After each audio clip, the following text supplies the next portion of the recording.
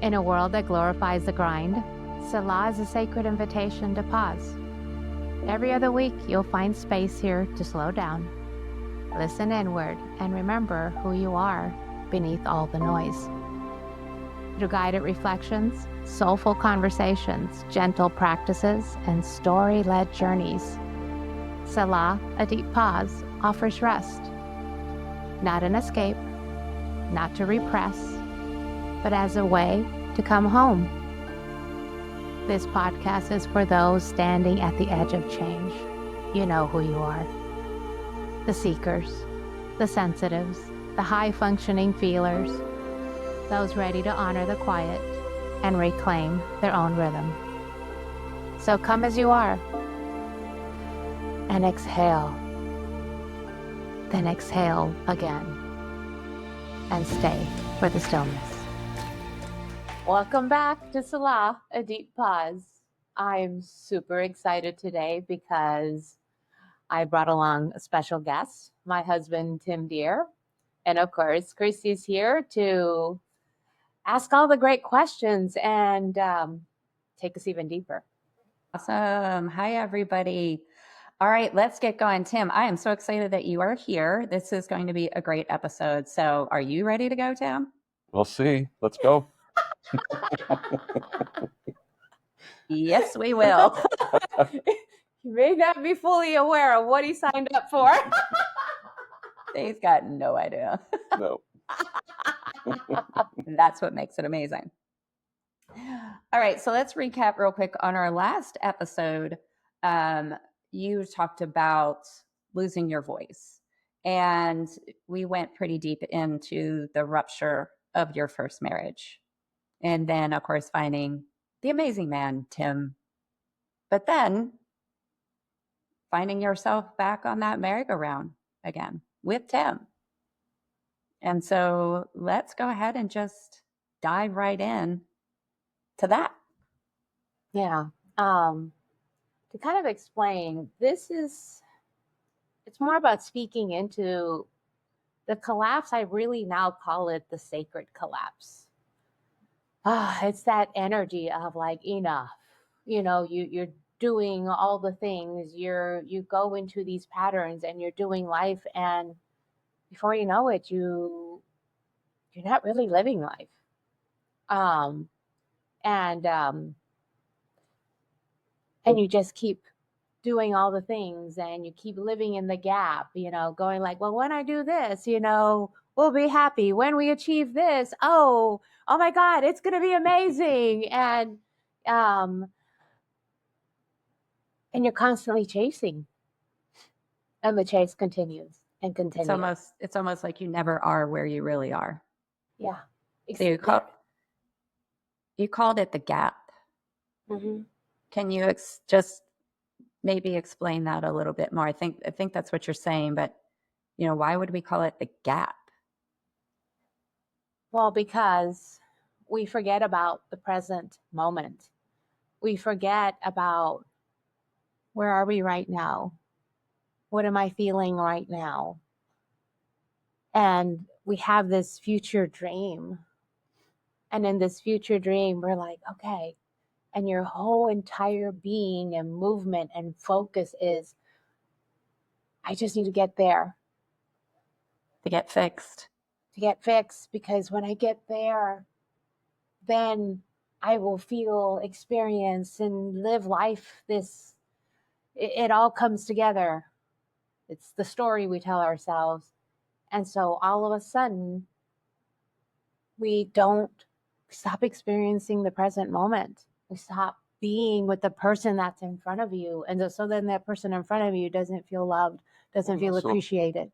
That's what I was saying. It's also the appreciation of the good that is there. Yeah. Instead of the expectation of what it should be.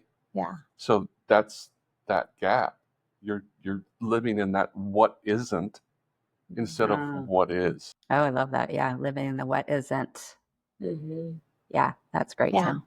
Yeah. So then we miss out on life because there is good going on, but we're so busy trying to get there that all we experience is the gap.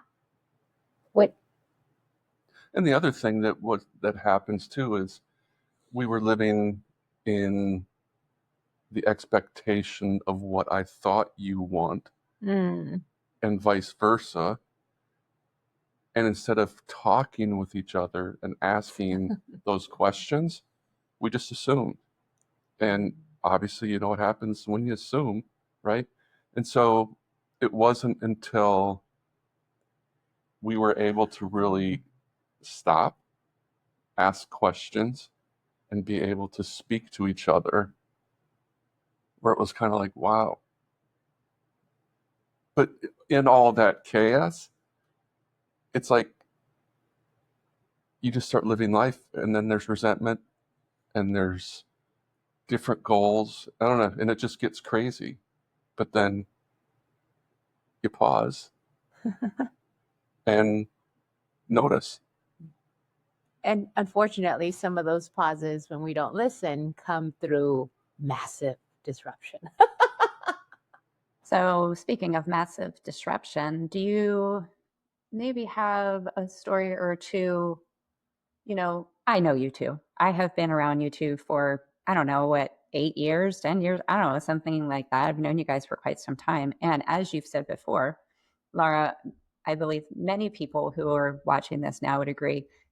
Laura and Tim, they're amazing. They're absolutely fantastic. I love to be around. They're so good. They have such a, my my perception of it was their marriage is great. They get along great. They have such great communication.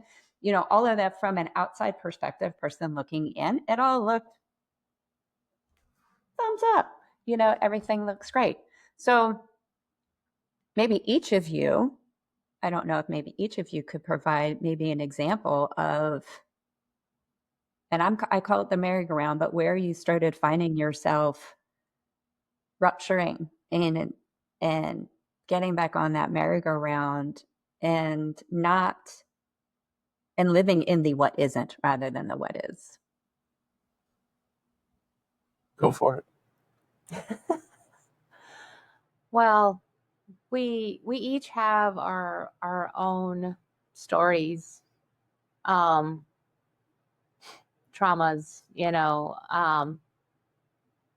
that we're moving through life with. And for me, this time around, I had this beautiful, calm man. At the beginning, the reason he caught my attention is because the interest he had in me. And holy cow, the interest he took in my two kids from my first marriage. And so you start getting comfortable, and then outside noise starts coming in, and all of the things that I'm trying to achieve start taking over. And I don't even know how it happened, other than all that mattered was my work. All that mattered was where I started putting all the emphasis and all my energy into the places where I was getting rewarded and acknowledged. And unfortunately for me, was work. I got rewarded for figuring out the really challenging stuff. I got rewarded for, being able to, walk into a room full of chaos and calm the storm and, take the reins. And because that offered so many dopamine hits, that literally took over. And then before I knew it, we stopped communicating. I'll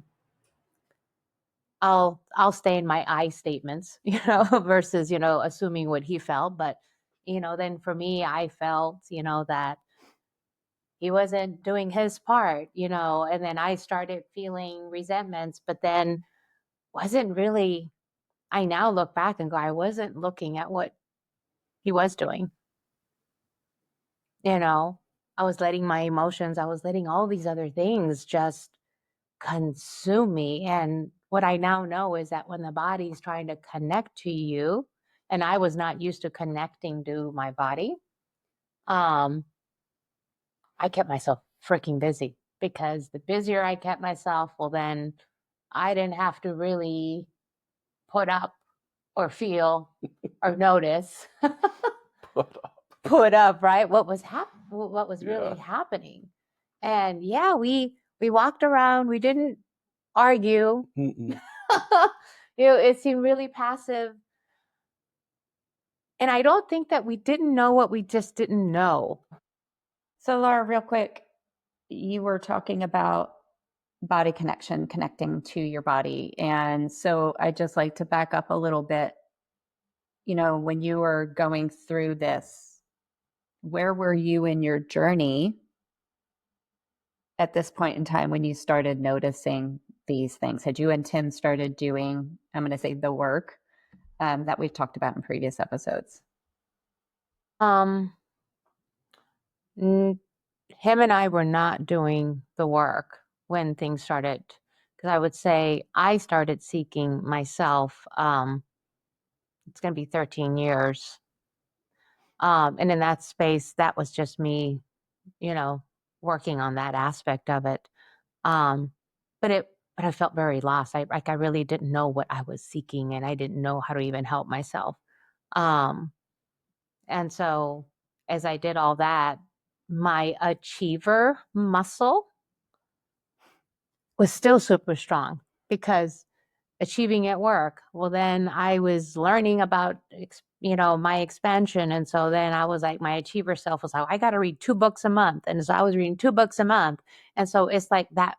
It was really funny, is that I didn't know it at the moment, but now looking back, I was like, Jesus, that achiever muscle was everywhere.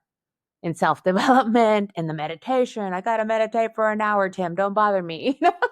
It was like, For an hour. Sometimes it was 4 hours. Let's be honest. True. It's true. But it becomes this achiever muscle, which really, I was so busy doing and doing and doing. Mm-hmm. And you forget about the being. You kind of think that that's just going to show up. It doesn't. You're just tackling more things. Yeah. I can tell you from my perspective, I always thought I was doing everything, right? I mean, working, the house stuff, cooking. I was out all the kids' events. Made sure the kids were always taken care I of. I felt I was doing everything I was supposed to do. But the one thing that probably, it was the power grid switch, was I wasn't showing you presence. Yeah. I was doing everything else, assuming that's what I should be doing, but it wasn't. It was still good to do because it served me. I mean, I felt good doing it, but it wasn't necessarily what you wanted. And then what happened is I wasn't giving you the presence, but I felt like I was doing it for no appreciation. And so what really hit was when you told me how you felt. And that's when we did that exercise, right? Sitting across from each other, not being able to say anything, roll my eyes, anything like that. I just had to listen. And it was at that moment I was like, holy shit.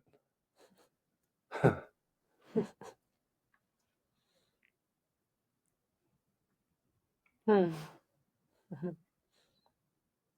was at that moment, and I was like, wow, I'm doing all of this, but I'm not there for you. If that makes sense. Yeah.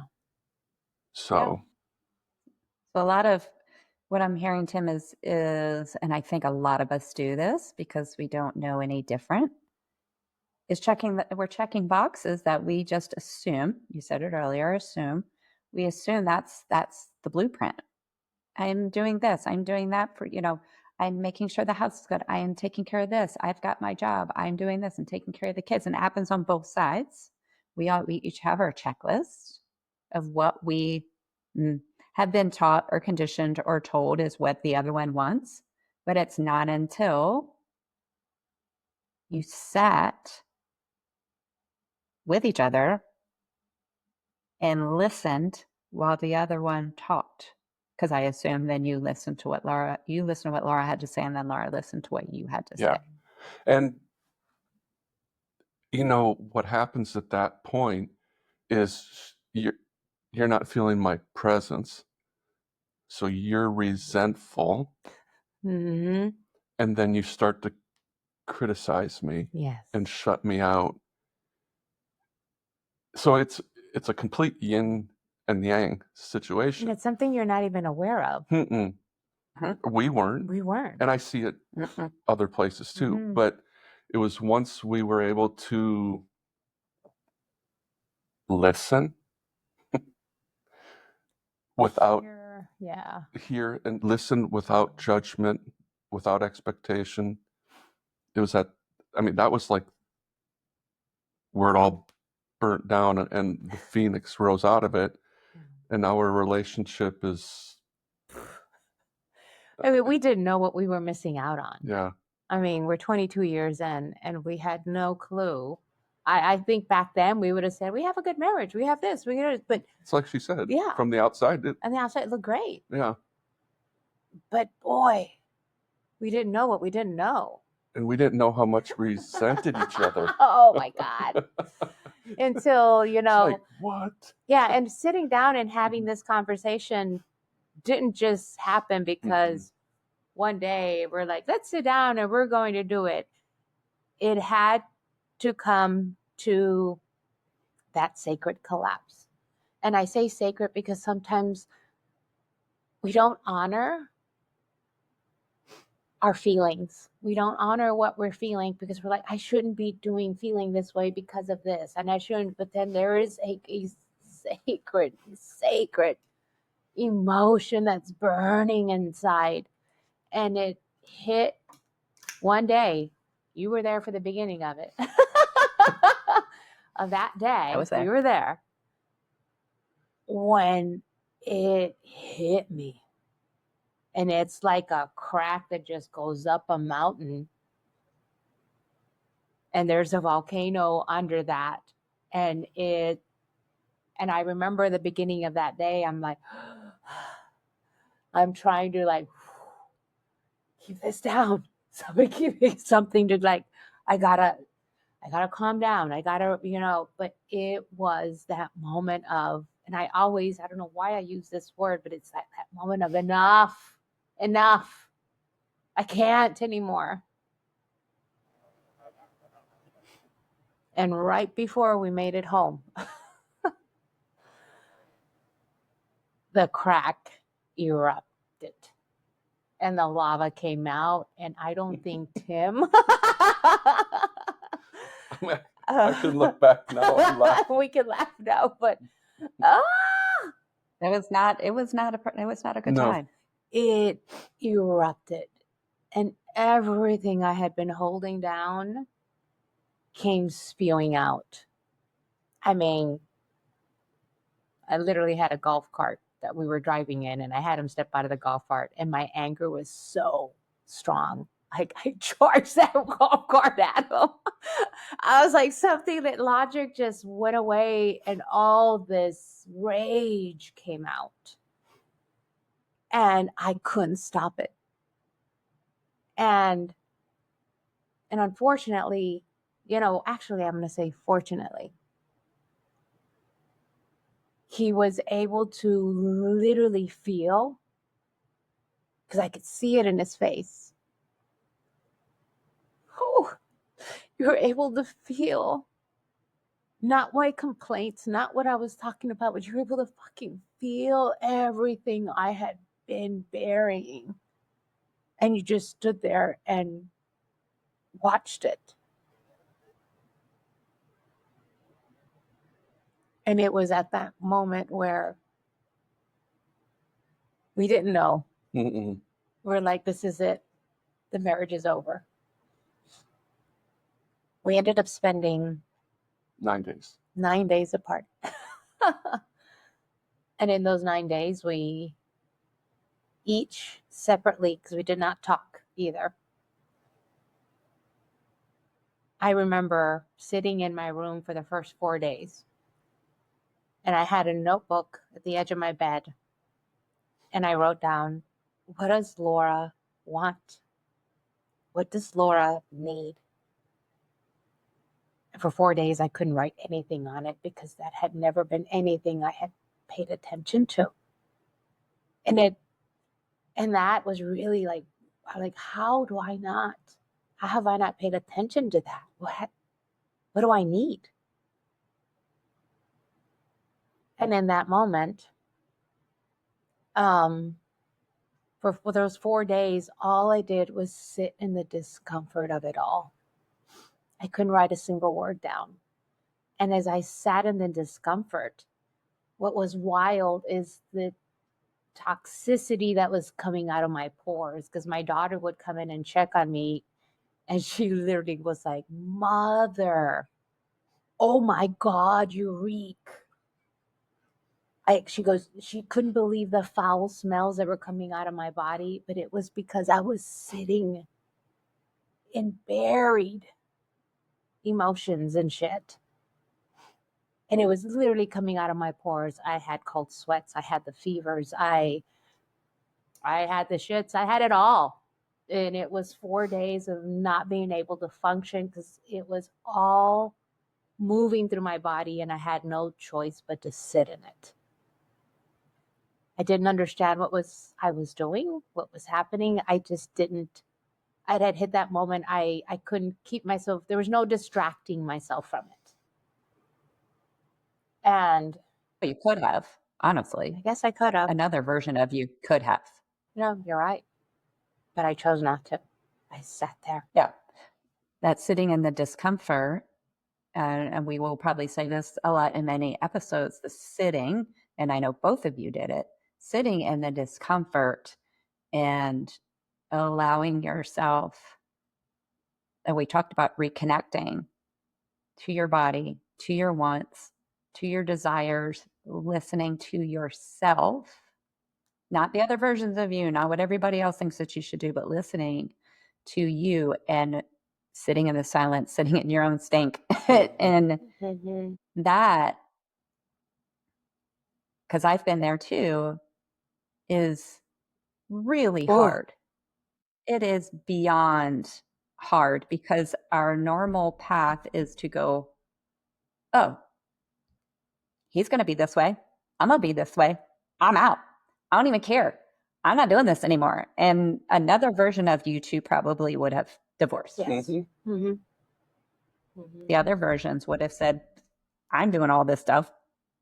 F her. I'm doing all this stuff. F him. And then done.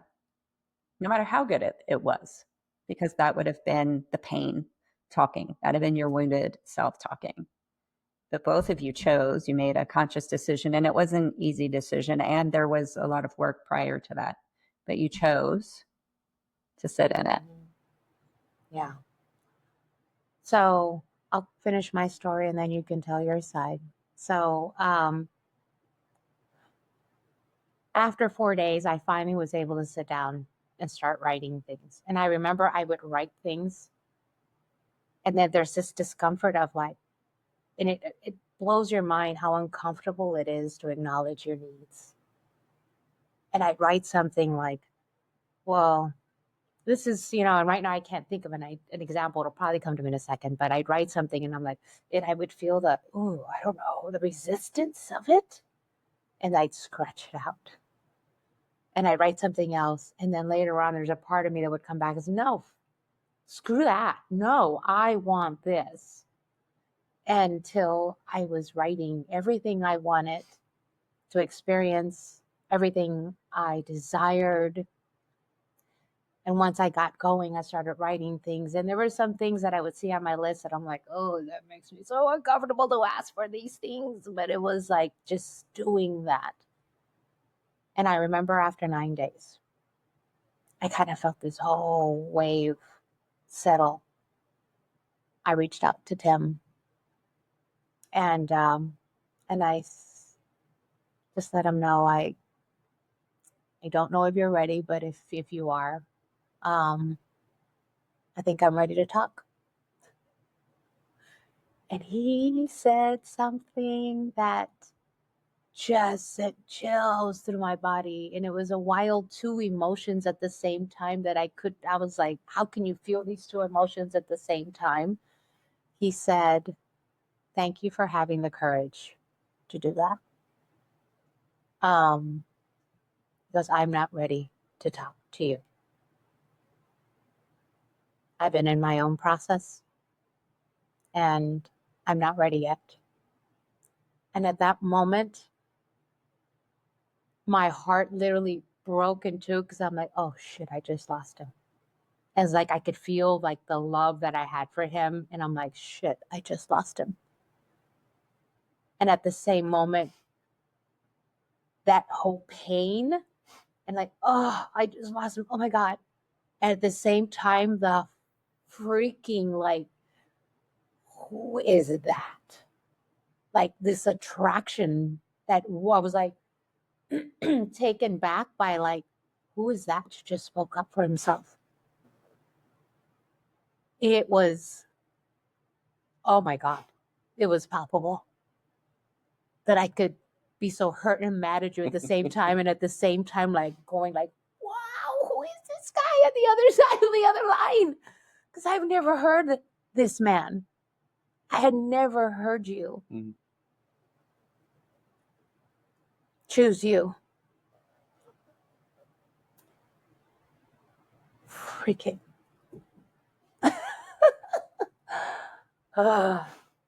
Still just wow.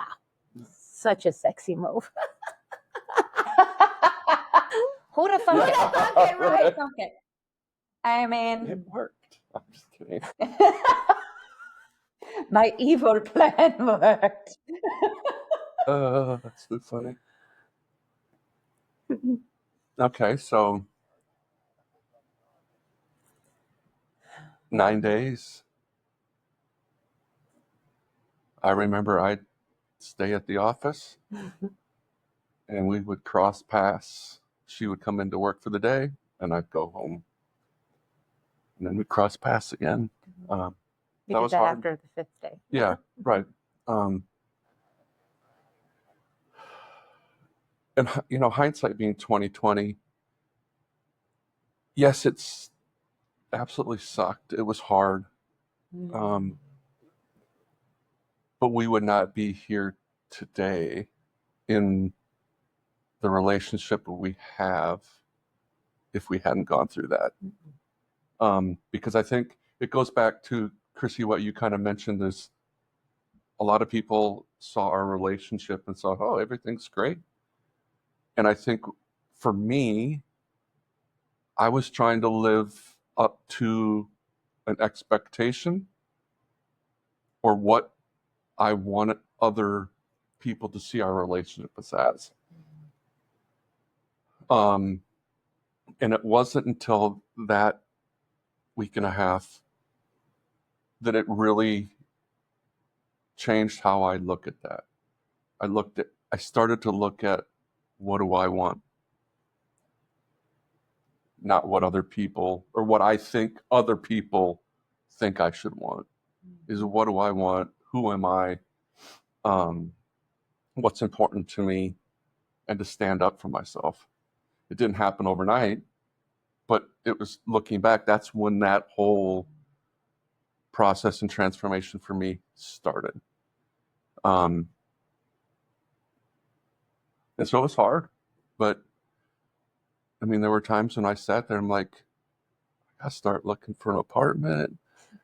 I gotta go do this. I gotta do that. And then it was like, no, what I want is us. How do we evolve to where we're at? And so that was just like, that's what I want. how do we do it? And that was kind of the start.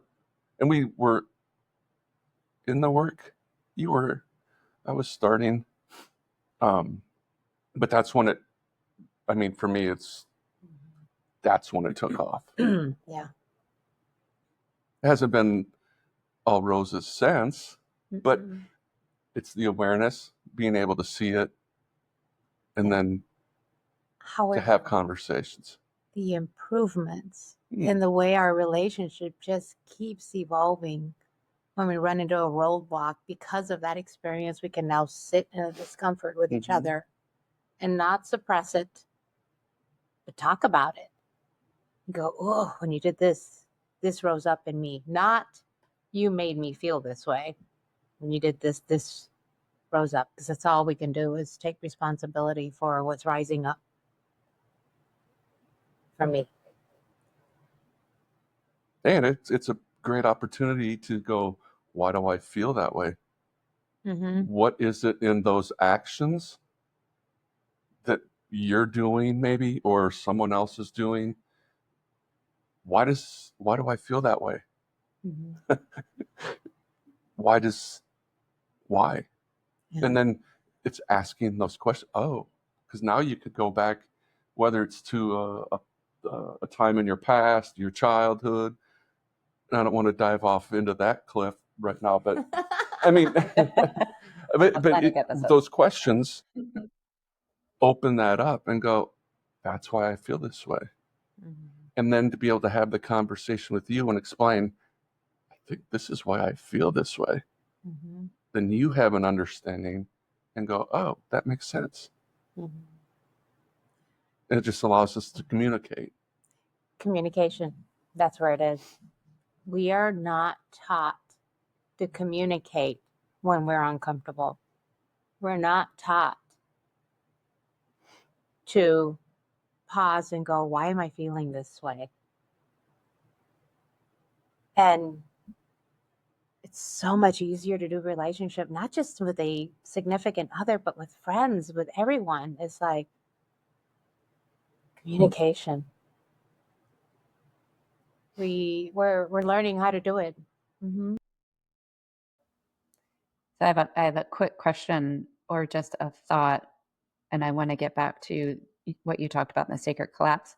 But one thing, you were talking about the we, but the work that you both ended up having to do was about an I for each of you. Correct. Because I believe there's a lot when we're co-creating with someone, when we're in relationship with someone, there's a lot of we've got to, but there's the I want to, or I have to, or I feel. Where did you start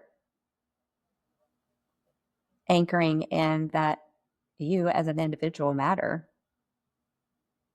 And that without being a whole being, how can there be two of you that can revolve around each other? Mm-hmm. I think for me, one of the things that really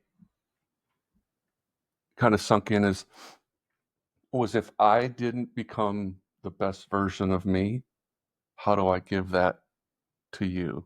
And then how does that make us the best version of ourselves together? And it's an ongoing war. It really is. Oh, yeah. Yeah. It doesn't just check. There's no checking a box on that No.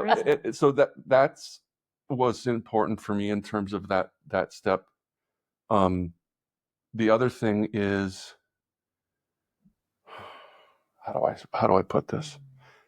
Because I don't want to make it sound insignificant, but when I realized that my expectation or my result in life wasn't connected to her, it was dependent on me. That the outcome wasn't attached to you. It was me. And when that mattered, the relationship was able to just be that much stronger. what we have really honed in and anchored in is, and we're still, it just keeps showing up and going, there it is again. We cannot offer anything to anyone that we cannot offer to ourselves first. It's,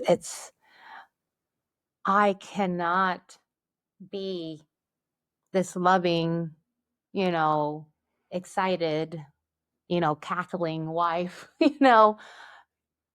I can't offer you anything that I'm not willing to offer to me first. Yeah. Because when we offer the I to, when I matter enough to me,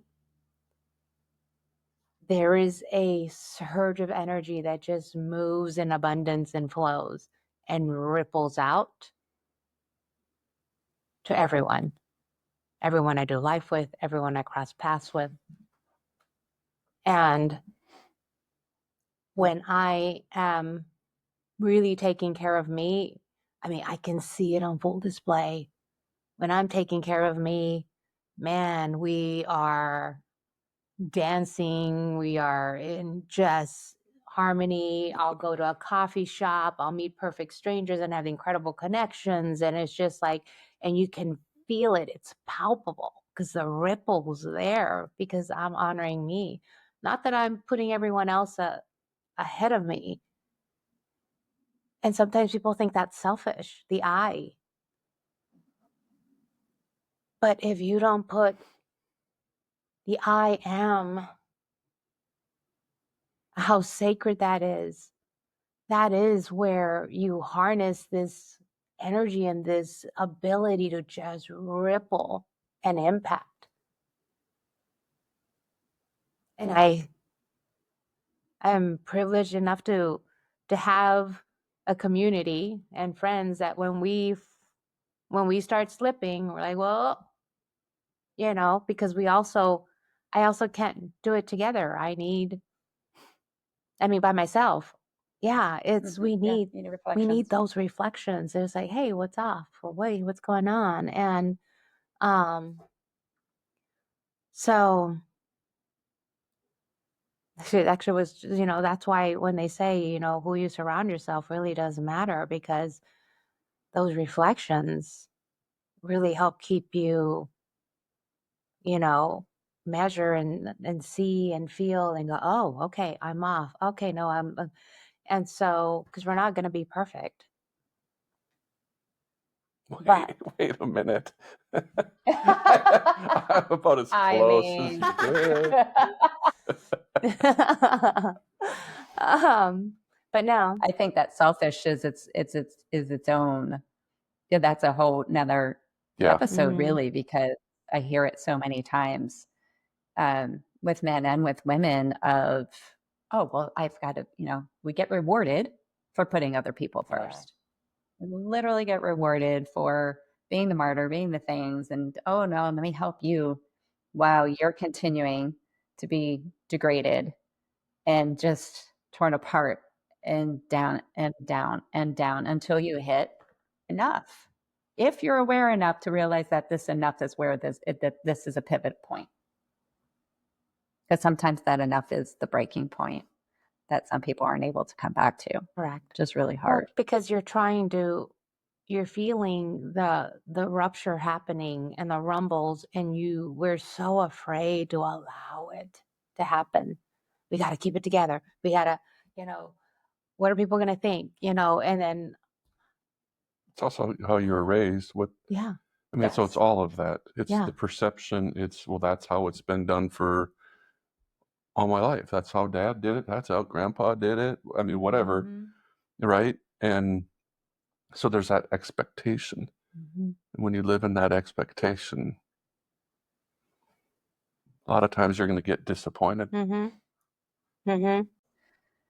So Laura, you called this a sacred collapse. And I'm going to hang on to that word collapse, because a collapse to me makes it sound like that you're just down. But this is a down for a reason. So can you talk a little bit more about the collapsing? So, and then what happens after the collapse? So sometimes when people start seeking change, um, they are trying to restructure, rebuild a life on an old foundation.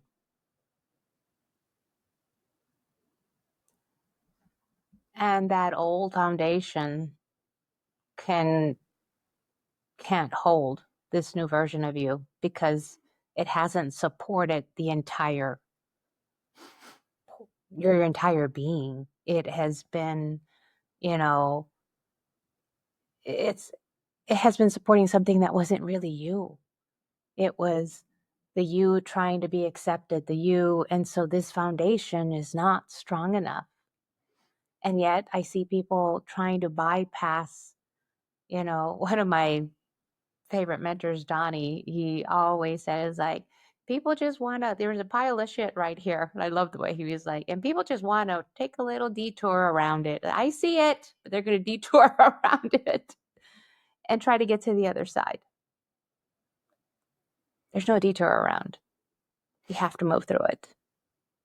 And that foundation is when it starts to collapse. We are so terrified of the unknown that we're afraid to allow it to collapse because we don't know life without that basic foundation, which is our foundation is our knowing what we know. And even though Or we think we know. it's what we think we know Yeah. and what's familiar. And we rather stay in an uncomfortable situation than lean towards the unknown.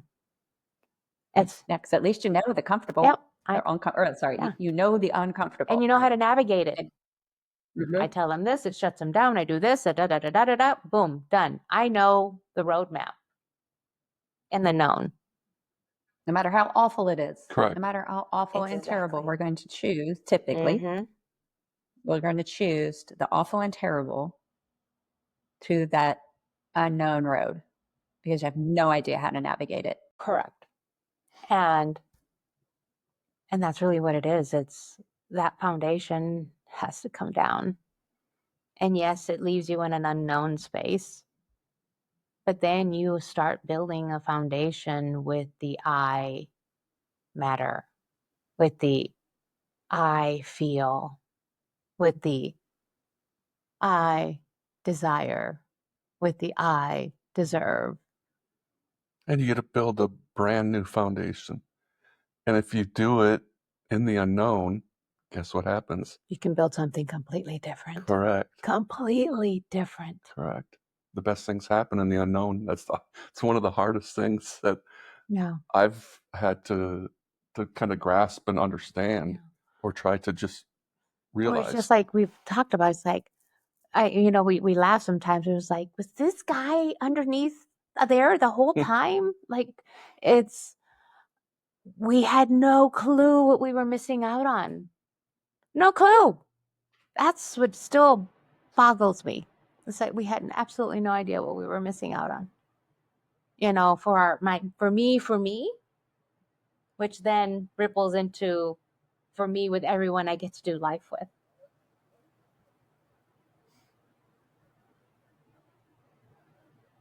So as you guys have been navigating, I don't know if you're able to even kind of share a timeline of what this looked like for you all. I mean, it seems like that was so long ago, or sometimes it's also like, well, that was just yesterday. I'm like, no, that was 4 years ago. And what does that look like now? Like, has there been a situation recently where things come up? They just do. Life happens. And you all almost went into that old pattern, but went, oh, what is it that you do maybe a little bit differently now?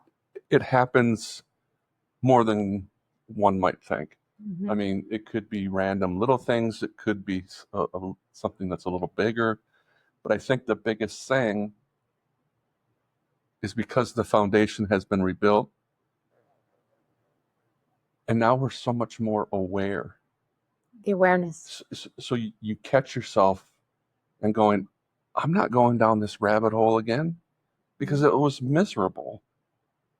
And so it's not that it doesn't happen. I mean, heck, I it's mean, happened. this last full moon, you Yeah. were moving through all kinds of emotions, and because he did not feel steady, I was like reacting to him. Right. And But it's the awareness and Yeah. catching that yeah, and being able to catch that and go, oh, and here's how it's different. Where before it used to just consume us for a day, 2 days, 3 days, and then you just got forgotten until that charge left.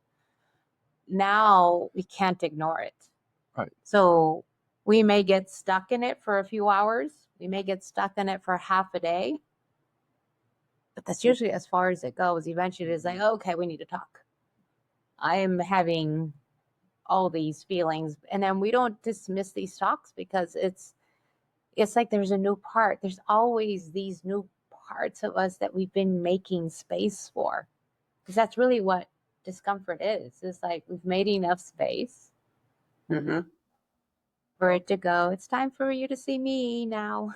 There's new part of me that, has been buried. It's ready to be acknowledged. Can we acknowledge it? Can we accept it? And I think that one of the biggest things that when we become aware of it, we used to get super defensive. You did this. No, I did this. You did this. I did this. Or I'm not listening to you. You always, whatever. Mm-hmm. And so now we're aware of it. And I may go, but then I take a breath. Maybe I ground myself or whatever it is, and just go, okay, listen, be present, and listen. I mean, really, because then it allows you to voice how you feel or how that situation made you feel, or vice versa. Yeah. I think a lot of times women don't realize, because I had no idea, that we are meant to be a full expression of so many emotions. Because a lot of wisdom is carried in all of our expressions, the wild side, the angry side. There's all these things, and we have been conditioned to be a little more on the masculine of stay steady. Don't be that, you know. And when we're feel safe, that's the word. When we feel safe enough that there's some days that I am having a day and I'm having all these emotions because all these things happen, and that I can tell Tim, I was like, I need you. If he can't give that to me at that moment, he'll say, can you give me an hour? Can you give me 2 hours? And then he'll drop everything and be fully present with me. And I can have a shitstorm meltdown. He doesn't interrupt me. He doesn't try, oh my God, men trying to fix something for you. He doesn't try to fix it. Doesn't do anything. He just sits there kind of with really deep presence. Sometimes he has kind of a little smirk because he's learned not to let it land on him, because it's nothing that he did. It's just the emotions that are moving through me, because my body has learned to allow these things to move through. And he sits there with presence, and depending on where I'm at, he may just say, do you need anything else? Or what else? He asks like me, what do I need? And sometimes once I have my meltdown, I had these ideas of what I wanted, but then he just sat there and I'm like, all I want to do, and I curl up in his arms. Sometimes I cry, sometimes I laugh, because it was just a big release. And he didn't make it worse by trying to fix it. That's a whole nother 3 to 7 episodes. Yeah. Yeah. Join us later for episode 8, 9, and 10. Well, I wanted to add one thing on that when I mentioned we used to get so defensive, right? Mm-hmm. Had a conversation with a good friend of ours the other day, and she said, how did she say it? She said something along the lines is, I have to learn to just put down my sword. Mm-hmm. Meaning it's not always about proving right, wrong, or getting defensive and having to do that. Sometimes it's just putting down the sword and So that she could receive. yeah. Mm-hmm. So Yeah. And again, that goes back also, though, to the I work that each one would recommend to do, right? I don't want to say anybody has to do anything. Everybody's at choice to do whatever it is that they want to do. But what I hear from both of you is that both of you did the work to get to where you are. It wasn't one person shouldering the load and when I get here, we'll be better. When I get here, we'll be better. When I get here, I will be where I am. And we together can see where we that. wouldn't be here today if only Laura did the work. We wouldn't be here today if only I did the work. There's no way. No. And would it be a fair statement to say, I would say, I'm going to go with 99% of people that are in some type of co-creation, it's everyone needs to do their own work. I don't know if there's, and it'll be, as you've said, it'll be an evolving thing. You know, 10 years from now, sure, there probably will be some things they're just going to come up. Life is just what it is. And I think, Laura, what you were talking about is in doing the work, each one of you offers the other a safe place to land. What Yeah. they said, 100%. If I do my work, he feels safe enough to open up. Because, yes, exactly. Until I was safe enough, were you able to show me all the hurt parts of you, all the resenting parts of you until you feel that I was safe enough for you to show up that way. Yeah. Yeah.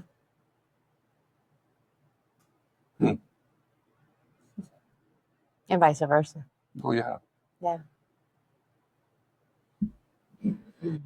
I think the biggest, not just it for me, it was showing you my presence. Yeah. To me, that was like game changer. Yeah. It always is. And that was me being selfish by not giving you my presence. Yeah. And then wondering why. Yeah. So many things. Guys, this has been wonderful. I mean, I love both of you anyway, but I think this has been amazing just hearing the both of you talk about the evolution of your relationship has been absolutely amazing. Before we get to anything else, is there anything else you guys want to add?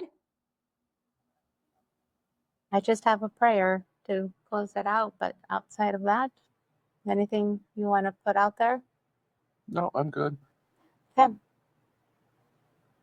All right. Well, Laura, if you want to take us out with your prayer, that would be amazing.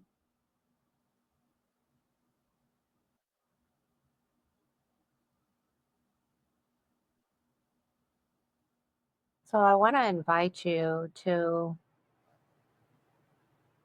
just feel. This is not a place to try to understand it all, because we're not. We just start with feeling. So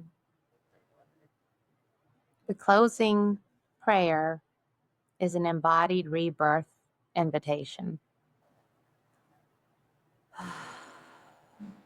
So take a moment, close your eyes, And with a deep breath, let's take this pause to bring your awareness gently back into your body. Feeling the places that you are holding, the tightness, the numbness, the ache. Let yourself whisper inwardly, what do I feel inside my body right now? Breathe into it with no fixing, no changing it, just feeling it.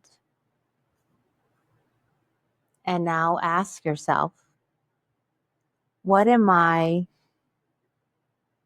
done carrying?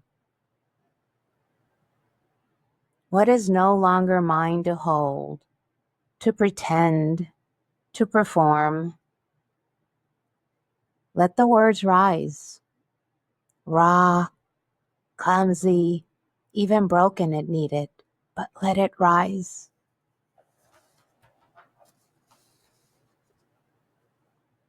And when you find them, offer them up. Place them in your mind's eye on an altar, ready to release and surrender. And now, ask yourself softly,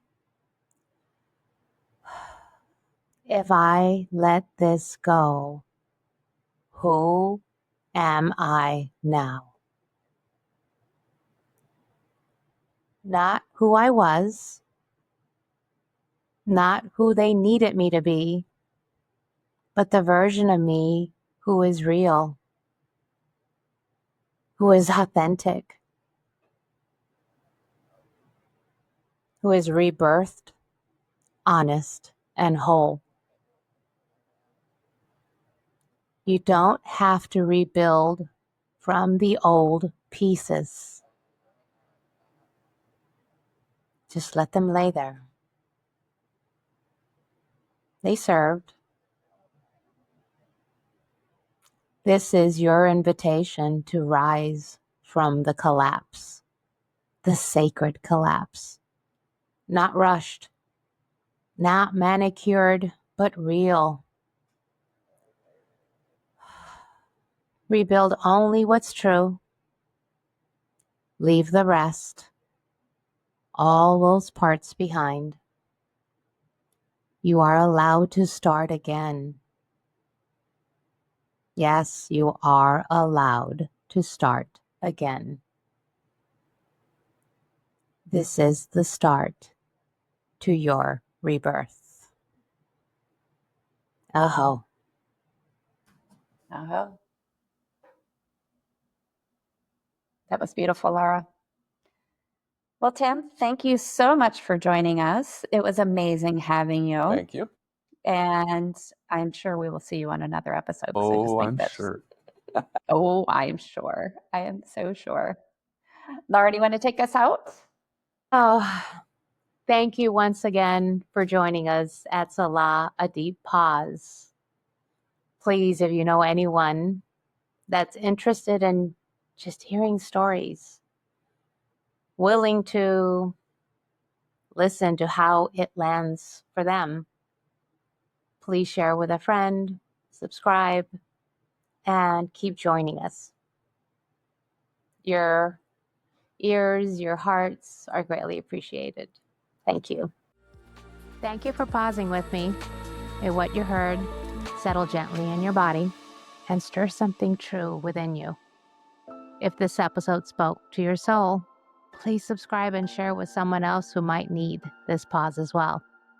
Until next time, come as you are, take a deep breath, and stay for the stillness.